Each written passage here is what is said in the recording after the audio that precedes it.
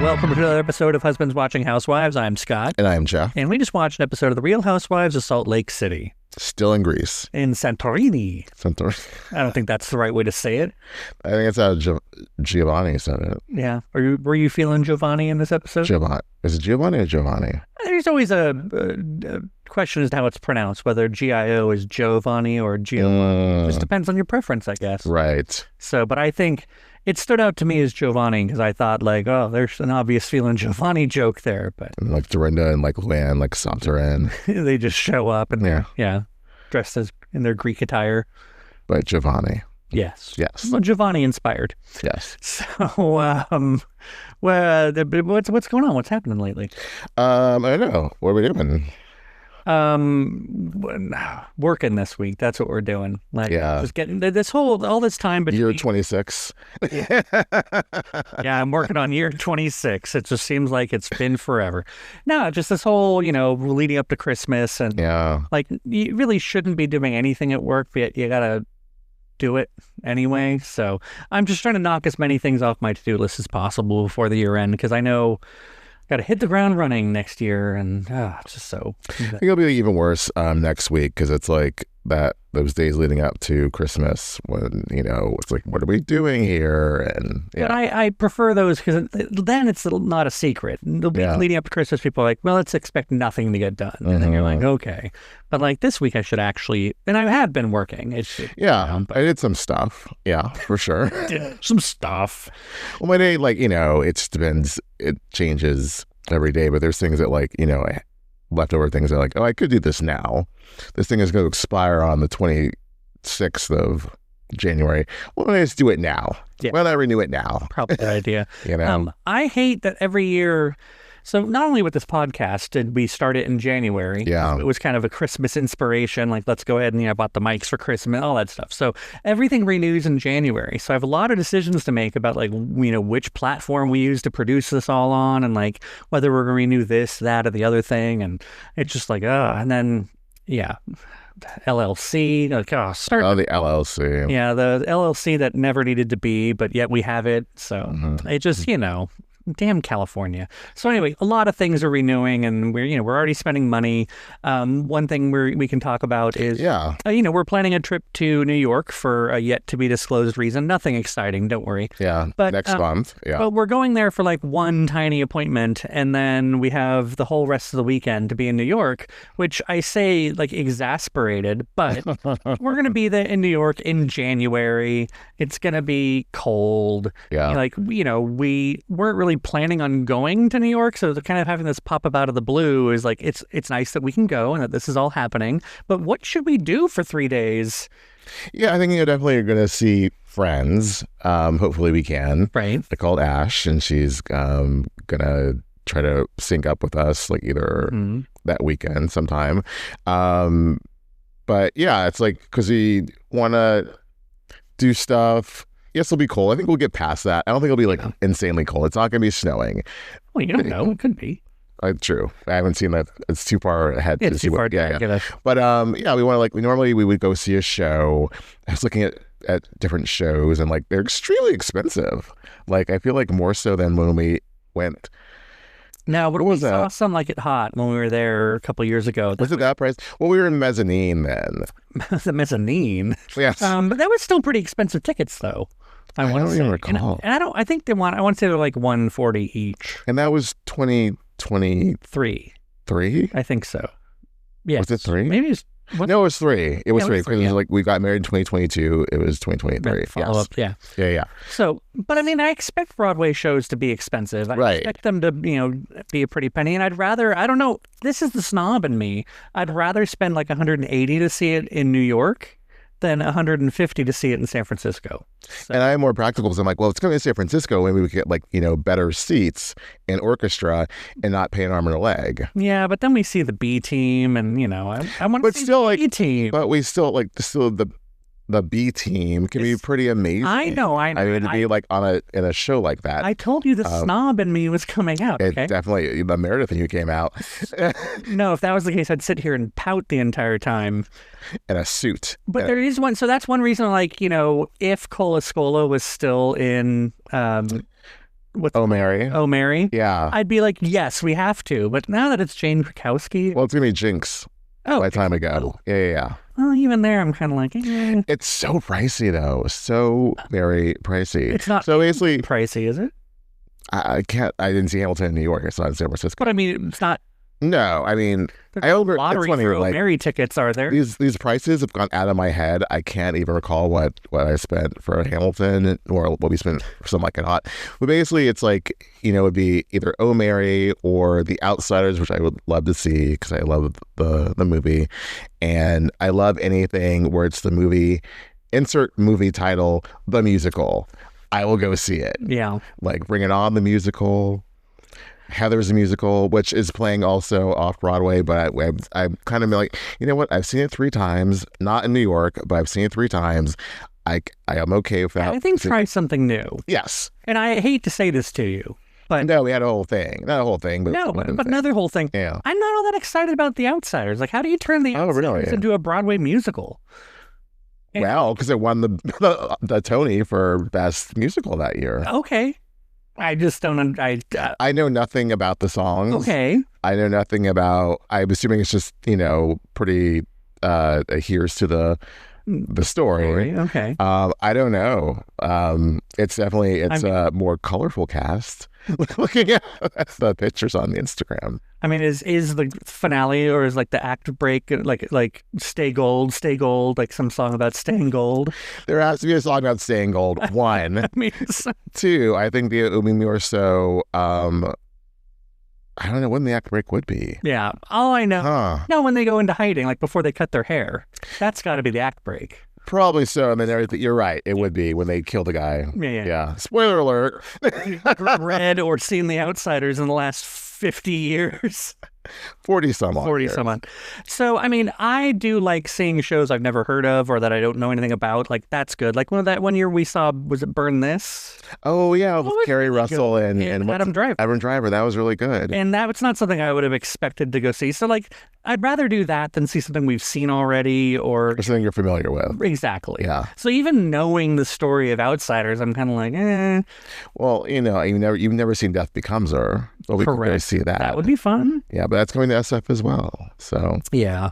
And maybe we should do the 2 strangers carrying a cake across New York thing that I mentioned to you. That sounds interesting to me as well, because there also will be 2 people who carry the show, and I'm really into the, you know. Yeah, it's brand new to both of us because it's an original musical. But, you know, here's the other thing. We could do more than one show. We could, but it all depends, like, when we can see our friends. Right. We got to, like, you know, balance everything out. Ash better get back to you because things are filling up fast. Yeah. So, yeah. And we want to eat, you know, good food. So, yeah, basically it's like seeing friends, seeing shows, eating good food, do the appointment. Right. And, yeah. Just turns out, like, you know, not that we're huge New York people, but we've been a handful of times in our life, more than a handful of times, I'd say. Mm-hmm. But, like, you know, if this is like the last time we get to go to New York for a good long time, like, I want to make it count. That's true as well.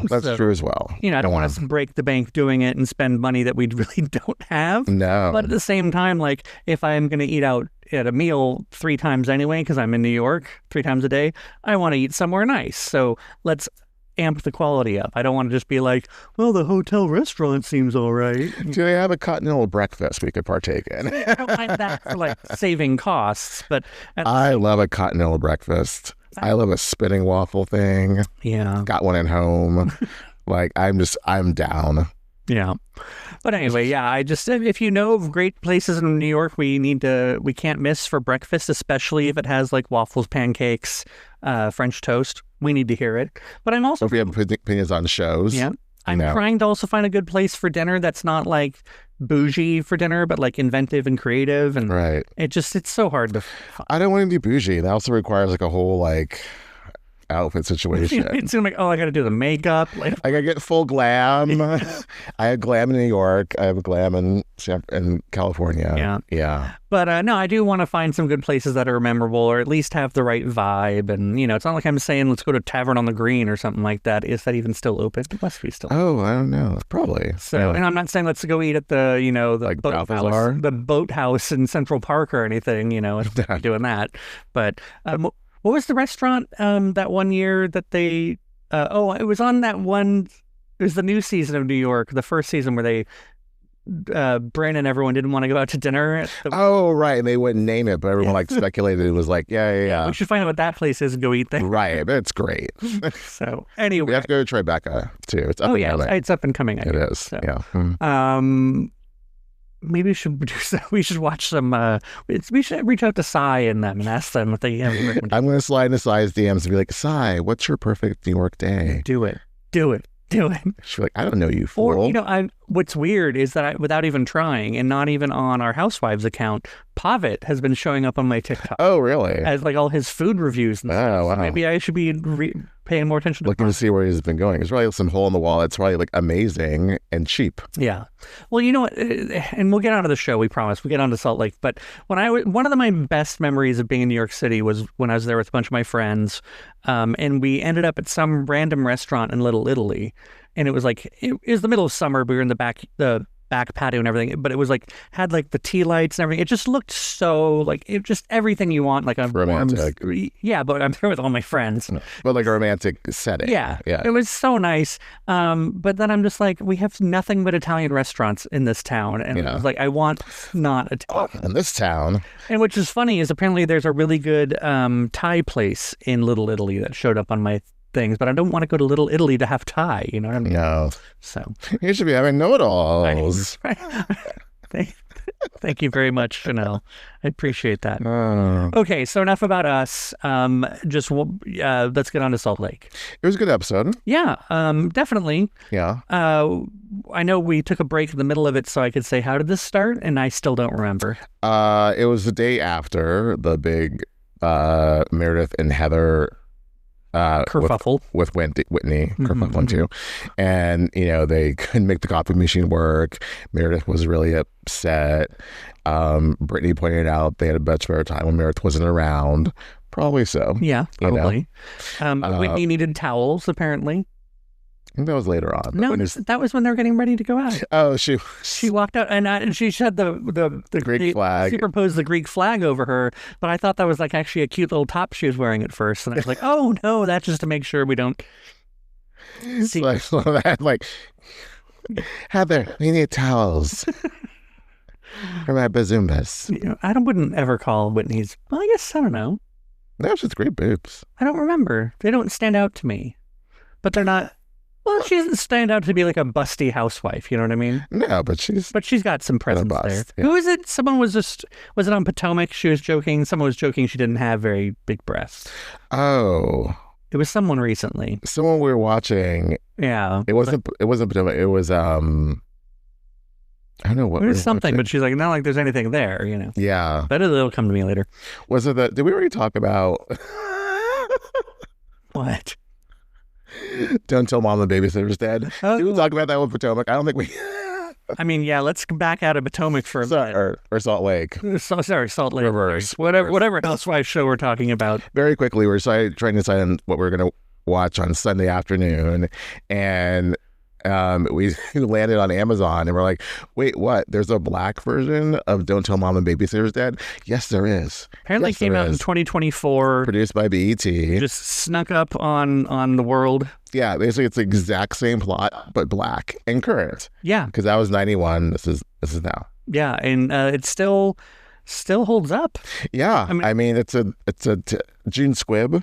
Yeah, June Squibb. Yeah, June Squibb was the babysitter who dies. They have some nice homage to the original. In fact, Rose Cassidy shows up. Rose makes an appearance. Yeah. Mm-hmm. Kenny shows up. Yeah. They yeah. The dishes are done, man. That gets like so many. I'm right on top of that, Rose. Yeah. It was really good, but like with the modern little, some modern flair, and it was just fun. I mean, it is still difficult to overlook the fact that they pretty much dispose of a body. And for whatever reason, like 1989, you're like, oh, 91. Whatever. Oh, excuse me, 91. It was a big difference. But either way, in the 90s, you're like, oh, well, they're not going to find, but you know, in 2024, it's bad to dispose of a dead body. I mean, yeah, it's like, you know, at least she died. They didn't kill her. She died of natural causes. I really feel going to break it down. And then in the original, they like just dropped her at a funeral home, I think it was. Oh, yeah. But in this one, I don't know why they couldn't just do that, because they're saying cameras are everywhere. This is not the 90s. Cameras are everywhere. Right. So instead, they like roll her car into a lake and like ply her body full of liquor. Oh, which, if you know, that's not gonna. They were originally going to crash her into a tree, so it made it look like she drunk, and then she veered off into the lake. But then even you pointed out that, you know, there wouldn't be any water in her lungs, so then they would know she died before she hit the water. Yeah.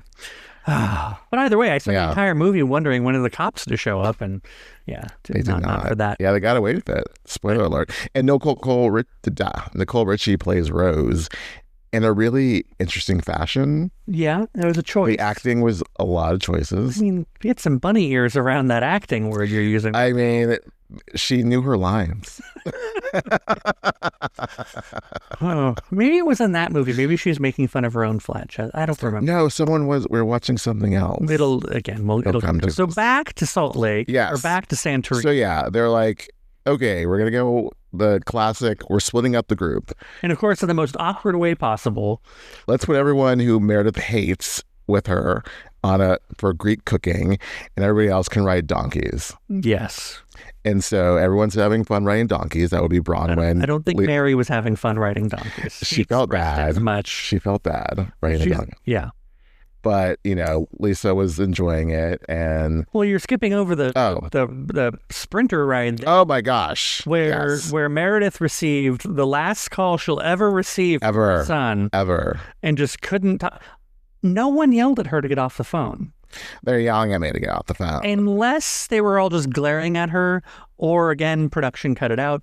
No one yelled at her. She took it upon herself to realize, I'm not supposed to be on the phone. They wouldn't yell at someone, get off the phone with your damn son. They wouldn't do that. On Mother's Day. On Mother's Day. They would not do that. I don't think they would have done that.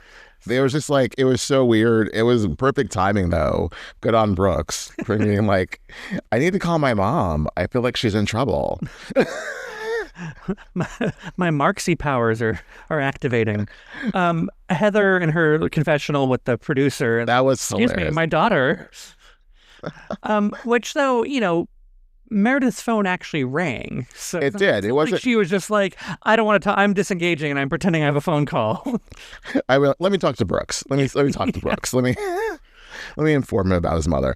Leave my mom alone. She's like amazing. And then, I don't know, like, I'm glad later on when the flowers showed up from Chloe and Brooks, that was... But not the other son. Not the other son. But even earlier, she's freaking out about, like, well, I guess maybe she did specify that Brooks was getting on a plane and she won't be able to talk to her son the whole rest of the Mother's Day. Right. So I guess that, but she's like, I won't be able to talk to my son. And I'm like, well, because your daughter's chopped liver? Like, what's wrong with Chloe? The other son? But I guess because they're not on a plane, she knew she'd get in touch with them and, you know. Whatever. But it's not like he was going to be on a plane ride to Greece. Like, what kind of flight was he on Mother's Day? I don't know. Go back to let's find out. I don't know. I'll say, like, going back to the sprinter van, it's really awkward that they face each other in the van. I prefer, like, everyone facing one way and they have to turn around to have a fight.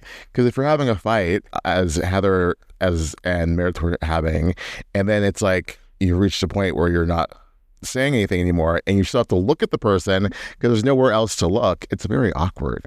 Yeah. That's the same sort of van they had on Miami when they went to Milan, when Larsa and Lisa were in. But that was barely a sprinter because it's the. But it was still like, I think it was a smaller version. Anyway, I'm wondering if that's just an international sort of thing, or if Housewives producers are like, oh, that's what we need is the facing seats. When they're ordering the sprinter van, they're like, describe the van. Yeah. Do you have seats that face each other where if someone were to be in an awkward fight, they could not break eye contact? How easy is it to mount a camera in here? That's the real. I have to give it to Heather, though, in all the awkwardness that it was. Because, I mean, Meredith was not making it easy to continue to have a conversation about the matter, which is, I think, her plan all along. But I have to hand it to Heather to be like, look, this is what's going on, and just continuing just to, like, I know it's awkward, but I'm just going to keep saying this. I'm expressing myself. It's like she hadn't moved on from, she wasn't going. Easy for you to say. Very easy for you to say. Heather had a point and she just kept making it. And sometimes to her detriment, but like she was like, look, this is why I'm angry. That's all I'm saying. You know, you made me feel bad when you called me a liar. I feel like I've been a good friend to you. And Meredith wouldn't budge, you know? So are taking any sort of ownership of her actions. And then Lisa has to be like the Meredith interpreter, Right. you know, like she's mad because you called her a pill popper. And it's like, this is not your fight, you know? I like that they were able to say both in the Sprinter van and like, look, let Meredith talk for herself, but then also on the donkeys be able to explain to Lisa like why, like, it's not cool. It doesn't make you a good friend because you are defending bad actions from a friend. I agree with that. And it's like Meredith is more than capable of explaining herself and expressing herself. She's educated. She can do that. That whole thing. And Heather was like, wait. We know I went to college. I'm the good time girl. But also at the same time that like, well, I mean, she's no attorney, but also how long was Meredith an attorney? An attorney of what? Like, Good question. I do want to know. Not like she was a litigator. It's not like, yeah, anyway. No, she wasn't like Johnny Cochran. Yeah. I forget where I was going with that, but that's also another thing. Like Meredith, if you're trying to like, she wasn't trying. That's just the problem. Meredith was not trying to make anything better. So when she goes ahead and says like, I'm sorry, I must just be too educated. It's like, okay, that's the problem right there. Is that like, it's one step away from Lisa Barlow leading an entirely different life than everyone else. You know? Exactly. Like, I'm so much smarter than the rest of you. And like, you don't choose your words right because you're all just complete peasant idiots, you know?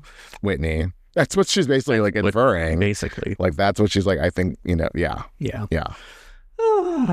That was a lot. So at the cooking place, where Meredith like first hubbles off in that wonderful outfit she's wearing. I wish it had been a skirt. I really do.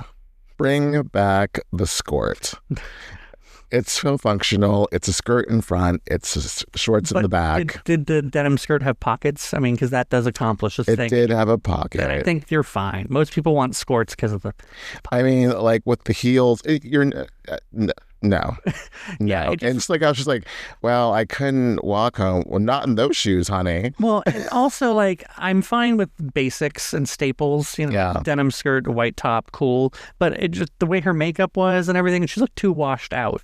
In fact, a lot of people this episode changed up some of their confessionals and stuff to like a more kind of a lighter pink kind of makeup base. And it didn't do them any favors, I don't think. I didn't really notice that.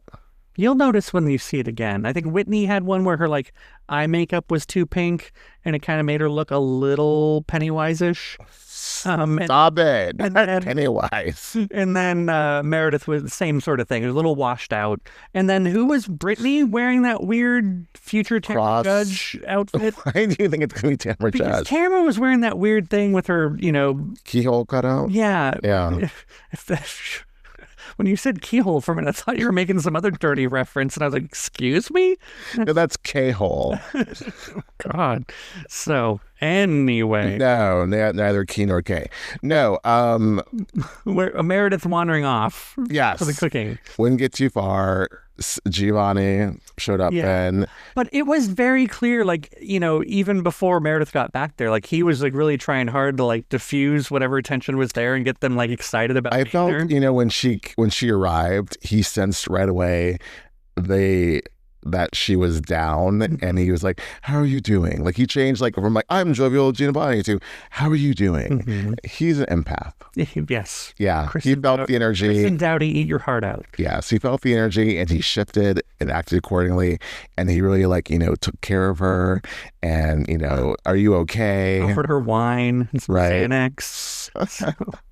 I was like, I just miss my son. And yeah, I'm not making fun of that, but like, it was... I mean, someone else called it out later that like she was totally making that a thing. You know, like we're all, besides Brittany being oh my God. know, like, Brittany, hold my beer. No, like Bateman. First off, just because you had it rough doesn't mean everyone should have it rough. I hate that way of thinking. But also on top of it, it's like, no, like you're also the thing that you don't say. I get that they were all tired of Meredith beleaguering the situation, which, by the way, Meredith was starting to be like, it's been weeks we've been talking about this. And it's like, yeah, because you haven't owned up to any of it. That's why we're still talking about it. You know, you want us to stop talking? Maybe admit that you did something wrong. Maybe try that. Yeah. But Britney was not. I just can't believe she said, you know, well, I haven't talked to my daughters in 3 years. And it's like, this is not a contest. And it's neither here nor there. So what? Like, you're okay with them somewhat now. But also, all that does is give Meredith fodder to be like, you know, I haven't alienated my children like you did. Like, you caused that to happen. I didn't cause this. They tried to call me, and I had you heifers in the bus with me, and I couldn't talk. Right. Let's cut to like Britney's daughter's confessional. She can be like, wait, Mom. Yeah. Nothing was done to you. Right. Yeah. Exactly. Yeah. So, but no, I thought it was very nice that he was trying to, you know, cheer her up. But the one thing I think, you know, especially if it coming off the heels of, you know, all the talk about the alcohol and everything, is not like, here, have some wine. But you know, she didn't drink it. I did not notice that. Yeah, I noticed Whitney's glass was already mostly empty by the time they, you know, opa'd. By the time they opa'd. So I was like, oh, okay. Yeah. I don't care what time of day I feel like was. that might be a thing next episode. I don't care what time of day it was. If you hand me a glass of white wine and I'm on a vacation in Greece, I'm going to drink it. Okay? Don't care. Meanwhile, the donkeys, they were like pooping and riding donkeys. And we didn't learn about them pooping until later, though. That's true. But Angie told us, you know, some Greek history about her father. And, you know, it was... Yeah. Mary had a whole moment. I love like the camera like up the... It wasn't even like on her face. It was just like at her chest. And she's like, whoa. Yeah. Angie was being a regular Adriana from Miami. Oh my God, she knew so many things. She knew all the things. I like that she and Lisa were getting along. Yeah. I like that they told Lisa, like, chill with the whole Meredith thing. And that whole idea, like, wait, I'm hearing it, but it just went in one ear and out the other. It's like sound bites, girl. Sound bites. Don't give them any. But yeah, again, she's like, I'm going to be a fierce defender of my friend. It's like, okay, it's one thing to be defending your friend, but it's one thing to, I don't know, do it to a fault. She gets abandoned so easily later when they all got together. Right. They're like, you know, she was trying to, like, I think move things along. I think by that time she was like, I too need to help move things along. It's not helping by being the Meredith whisperer. So, you know. So, that's when they all show up eventually to the dinner, to the cooking lesson. And I guess they eat whatever they cooked. They have some lunch. Right. And then they head off. There has to have been something between there and when they get to the pool that happened that they're not showing us. Well, Whitney apologized to Meredith. And that made Meredith feel so much better. She's like, you know what? Time to party. Basically, she owned nothing. She's like, okay, you've apologized. I mean, now let's swim in the pool, Whitney. I wonder if that's if that's a useful tactic. Like, I wonder if, like, because I'm not one I cannot handle prolonged tension fights. Like, you and me, you know that. I can't do that. But, like, if we were to just not talk about it for so long, and then, like, it just became so tiresome, then you decided, like, both decided, well, we're going to move on and not even think about it. Like, I just... It'd be weird. It'd be weird. And yeah. I just can't. But there must be people that have that tactic in life of, like, I'm just going to wait this out until no one thinks they want to deal with it anymore. Are you giving me a weird eye contact? No. Okay, I thought you were like, yeah, there's a thing we need to talk. I was like, there's a thing we need to talk about. I'm not aware that we have a thing to talk about. No. I must really be in trouble. Wait till after the show. No. But yeah, because the jovial, the joy. It was a switch. Like a switch. And I hate it. Whitney got in my head. I was like, did Meredith, like, did those flowers show up with, like, a prescription of Xanax or something? Like, they showed up after she started. I think she's like, I need to turn this around as well. I got my apology. Like, there's no point belaboring the point. No point belaboring the point. Let's try to, like, have some fun. I'm in Greece. I brought this businesswoman's bathing suit. I brought this business casual bathing suit. Yeah. So I'm going to use it, and I'm going to, like, dog paddle race. It's not dog paddling. They were just doing, like, swimming in a pool. Yeah. Like, they weren't, like, doing freestyle stroke, but they were just doing little frog stroke through there.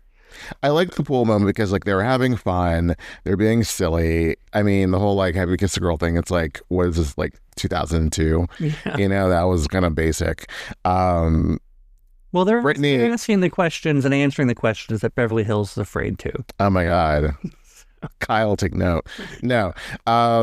Brittany with her like spreadsheet of kisses.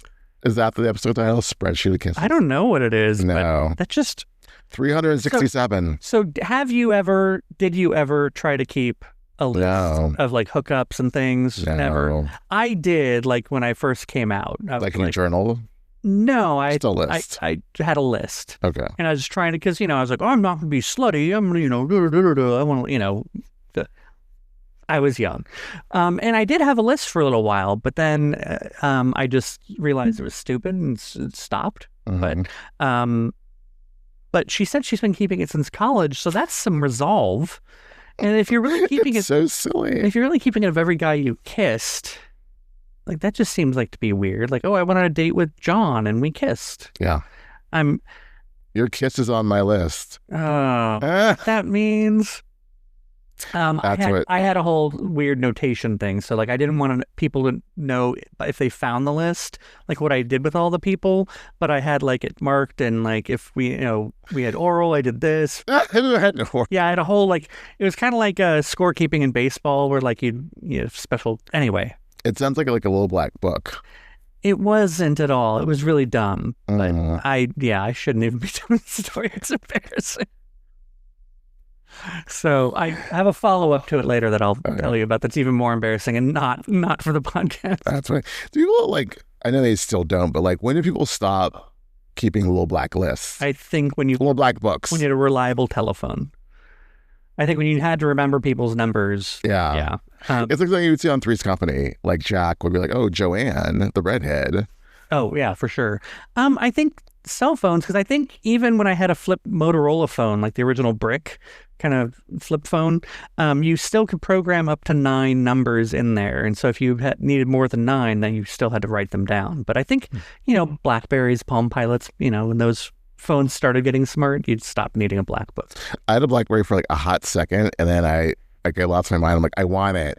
And then I'm like, I can't afford it. So I took it back and got a cheaper phone. Oh, really? I had it for like a week, maybe 2. And then I was like, this is like 2007. And I was like, what am I doing? I can't afford this. I'm a lowly assistant. Like, I don't need a BlackBerry. It was just so lame. I got one through work, but I had to convince them for it because before they gave me a BlackBerry, they got me a cellular modem for my laptop. So when I was on the road, because I traveled so much, I could do that, and I could get on the internet. But then they just converted the phone number that was with that modem into a BlackBerry for me. And I'm like, hey, now because originally for having the cellular modem, it was so that I could check my email. But when I get a phone that I can check my email, I was like, yeah, that's awesome. Everyone had BlackBerries, I feel like, in the mid 2000s. Yeah, like, absolutely. It was just everywhere, especially like in LA. I was living there at the time. It was like the thing, and it's like, you had to have it. I had the BlackBerry Pearl after a while, which still required you to do the old texting. Yeah. It didn't have a full keyboard, so you still had to like do the that little that ball in the middle, right? Yeah. So you could still like get around and do stuff, but I just liked it because it was smaller and sleeker and red. I was like, oh, this is great. And then I learned later on that it was kind of a lot of the gays and women had the BlackBerry Pearl, and I was like, well, it fits. And they had the razor, like the pink razor. I never had the razor. I never had the razor. No, I went straight from BlackBerry to iPhone.